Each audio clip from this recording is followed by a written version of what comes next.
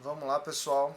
Hoje a gente vai trabalhar um pouco, né, com questões do Enem, trazendo um pouco de tudo aquilo que a gente viu, né, nas aulas anteriores, falando sobre eletroquímica. Tá?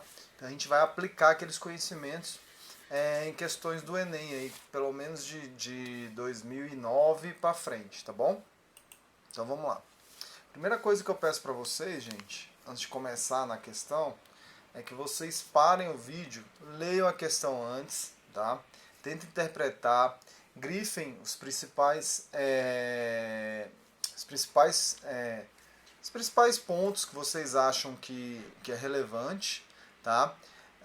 Vejam suas dúvidas, anotem no caderno também as dúvidas, tá? E aí depois você dá o play de novo no vídeo, porque aí você já está antecipando algumas coisas, tá? Que possivelmente pode ser dúvidas e aí pode ser resolvido aqui, tá bom? Então, como que a gente vai resolver essas questões? Eu vou dar uma lida, tá? E vou responder comentando cada item, tá bom? Essa primeira questão é a questão de 2004, tá? Que caiu no Enem em 2004. Primeira coisa que eu vou falar para vocês também, tá? Não se assustem com as coisas. Leiam e interpretem. As questões do Enem, gente, às vezes ela é mais interpretativa, né? Às vezes não, muitas vezes. Ela é mais interpretativa do texto ou de uma ilustração, de uma figura, do que propriamente dito o conteúdo em si, certo? Você tem que lembrar coisas do conteúdo. Claro que você tem que estudar o conteúdo, né? Mas assim, não adianta você absorver, né? Estudar muito uma coisa, querer decorar esquemas, um monte de coisa, que normalmente isso não é aplicado, né? Ou não é cobrado nas provas do Enem. E sim um conhecimento mais amplo sobre os conteúdos, tá? Então hoje a gente vai resolver de uma maneira geral questões relacionadas à eletroquímica. Então vamos nessa primeira questão, tá bom?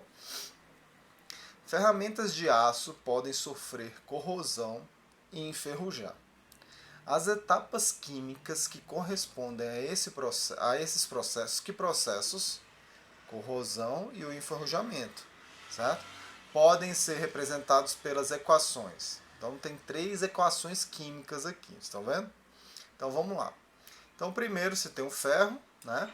O ferro reage com água e oxigênio formando hidróxido de ferro, tá? No caso hidróxido de ferro 2. Esse hidróxido de ferro aqui, ó, estão observando? Ele também age como um reagente na de baixo, certo? Então esse hidróxido de ferro 2 reage com água, oxigênio, gerando o que? Hidróxido de ferro 3. Não, a última equação química, esse hidróxido de ferro 3 reage com uma certa quantidade de água, formando esse hidróxido de ferro 3 hidratado, que a gente diz que é um óxido de ferro 3 hidratado. Isso ele está chamando de ferrugem, certo? Então vejam vocês, eu interpretei isso aqui como está aqui, certo? Do jeito que está aqui eu li. Então vamos lá. Uma forma de tornar mais lento esse processo de corrosão, ou seja, para não formar esse camarada aqui, essa substância, certo? E formação de ferrugem é engraxar as ferramentas. Isso se justifica porque a graxa proporciona. Então vamos lá. Ele deu o processo químico, certo? As etapas químicas, as equações químicas que representam o fenômeno de enferrujamento e corrosão. E ele falou que uma das formas de fazer isso, de diminuir esse enferrujamento ou corrosão, é engraxar as ferramentas, certo? E aí ele está falando, por que engraxar? Qual é a justificativa de se engraxar? O que acontece quando engraxa, no caso aí, ferramentas de aço, que possuem ferro, que podem ser corroídas e enferrujadas? Então vamos lá para o primeiro item. O que essa graxa proporciona? Lubrificação, evitando o contato entre as ferramentas. Será que é isso, gente? Qual é o processo? O que se precisa para acontecer a ferrugem? É o contato entre as peças? Não, né, gente? O que se precisa? Olhem para a equação. Precisa o quê? De água e oxigênio. Gente, se não tiver esse reagente aqui, ou não tiver esse, isso aqui não é formado. Se o hidróxido de ferro 2 não é formado, essas reações não são formadas. Por consequência, a ferrugem não é formada. Perceberam? Então não pode ser a A. B. Hipermeabilização, diminuindo seu contato com o ar úmido. Vamos lá. O que é hipermeabilizar? Certo? No caso aí, é evitar o quê? O contato com água. Certo? Graxa, gente, lembre, é um líquido, ou é uma pasta, né? Um líquido pastoso, semelhante a um creme, cremoso, certo? Que tem o quê? Propriedades hidrofóbicas. Tá? Ele não interage com a água. Certo? Então, se você pegar uma ferramenta e colocar graxa, a água não vai ter contato com esse material, certo? Vai ter contato o quê? Com a graxa. Como eles não interagem, então essa água não vai ser absorvida. E outra coisa, o que ele fala aqui? Essa impermeabilização diminui seu contato com o ar úmido. O ar úmido é o quê? Oxigênio, que contém oxigênio nesse ar, e água. Então a questão certa é a B, tá? Essa graxa vai impedir o quê? Que o ar úmido, ou seja, que o oxigênio e que a água cheguem, tenham acesso ao aço, fazendo corroer e enferrujar. Certo? Mas vamos lá para C. Isolamento térmico.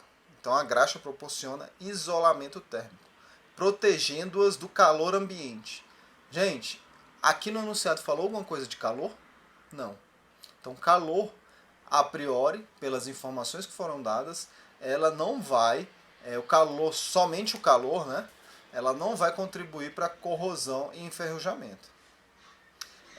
Galvanização, criando superfícies metálicas imunes. Gente, se vocês foram lá na aula de eletroquímica, de eletrólise, desculpe, vocês vão ver que eu falo um pouco de galvanização. Galvanização não tem nada a ver você engraxar ou colocar graxa em algum material. Galvanização tem a ver o quê? Com a deposição de metais para proteção, certo? De alguns tipos de metais. Então, um tipo de galvanização muito comum é o quê? Você colocar uma película de zinco em peças de aço ou peças de ferro. Isso é galvanização. Polimento, evitando ranhuras na superfície. Graxa, gente, provoca polimento. Para quem não sabe o que é polimento, é você atritar algo, certo? Atritar algo para retirar uma camada de sujidade, uma camada de óxido, qualquer camada, certo? Então a graxa ela vai fazer esse atrito para retirar uma superfície? Não, tá? Então não tem nada a ver. A questão certa é a B mesmo, tá bom? Questão super simples, tá? Vocês vendo as aulas que eu fiz anteriormente sobre eletroquímica, essa questão é tranquilíssima, tá bom?